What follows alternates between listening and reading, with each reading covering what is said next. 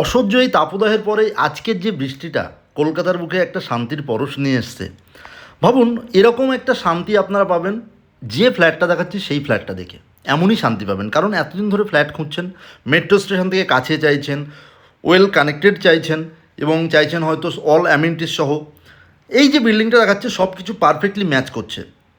Diamond Harbour রোডের ওপরে আছে প্রপার্টিটা, আর জোকা মেট্রো থেকে জাস্ট 10 মিনিটের কার ডিস্টেন্সে প্রপার্টিটা পাচ্ছেন। লিভিং এরিয়া এবং ডাইনিং এরিয়া দেখতে পেলেন, সামনে ছিল ব্যালকানি। 3 BHK ফ্ল্যাটের ট্যুর দেবো, এটা ফার্স্ট বেডরুম। আপনারা ট্যুরটা দেখতে থাকুন। আমি একটু বেসিক ইনফরমেশান দিয়ে নিই।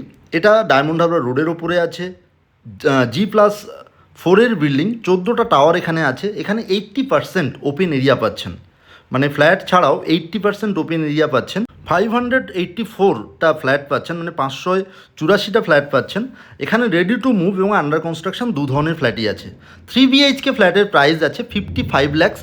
2 BHKও ফ্ল্যাট আছে। বিস্তারিত জানতে হলে ভিডিওর মধ্যে দেওয়া নাম্বারে কল করে নেবেন। Thank you.